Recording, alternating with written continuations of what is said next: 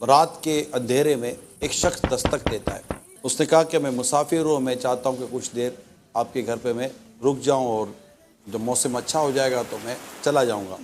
اس نے اپنا تعارف دیا, میں تاجر ہوں, یہ ہے وہ ہے, اور اس کے پاس ایک ٹھیک ٹھاک رقم بھی تھی. خیر انہوں نے گھر میں لیا, اس کی جو بھی خاطر تواضع ہو سکتی تھی کیا, اس کو مناسب جو گھر میں بستر وغیرہ تھا وہ بھی دے دیا. وہاں میاں بیوی بیٹھے سوچ رہے تھے تو بیوی نے شوہر سے کہا کہ یہ جو ہمارا جو مہمان گھر پر آیا ہے, یہ جو اپنی کیفیت بتا رہا تھا, لگتا ہے اس کے پاس پیسے بہت ہیں. اب اس وقت رات کے اندھیرے میں یہ گھر میں آیا, کس کو کیا پتہ کہ ہمارے گھر کون آیا ہے.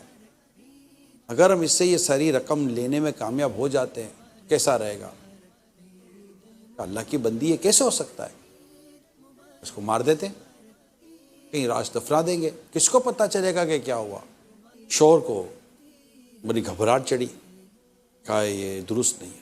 وہاں مہمان سویا ہوا تھا, وہ مہمان جس کمرے میں سویا ہوا تھا وہ کمرہ اصل اس میزبان کے بچے کا کمرہ تھا.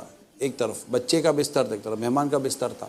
بیوی کی باتوں میں آخرکار وہ آ ہی گیا, خنجر تیز کیا اور اس کمرے میں داخل ہوئے. سخت اندھیری رات تھی.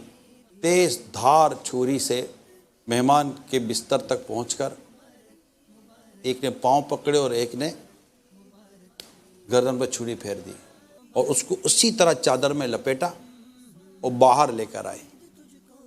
جیسے باہر لے کر آئے تو بجلی چمکی.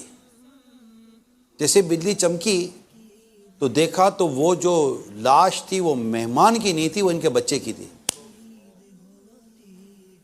تو چیخیں نکل گئی, آس پاس کے لوگ جمع ہو گئے, پولیس آ کر لے گئی. تفتیش کی تو پتہ چلا کہ ہوا یہ تھا کہ مہمان سے باتیں کرنے کے لیے بچہ اس کے بستر تک پہنچا تھا, اور بچہ باتیں کرتے کرتے کرتے کرتے مہمان کے بستر پر سو گیا. اور مہمان نے یہ گوارا نہ کیا کہ میں اس بچے کو اٹھا کر اس کے بستر پر ڈالوں, یا مہمان اٹھ کر بچے کے بستر پر سو گیا اور بچہ مہمان کے بستر پر سو گیا, اور اندھیرے پتہ نہ چلا, اور ماں باپ کے ہاتھوں بچے کا قتل ہو گیا, اور ان دونوں کو سزا بھی ہو گئی. لالچ, دھوکہ, فریب. ایک اصول یاد رکھیے گا ناظرین, آپ اچھا کر رہے ہیں آپ کو اچھا انجام ملے گا, آپ برا کر رہے ہیں آپ کو برا انجام ملے گا.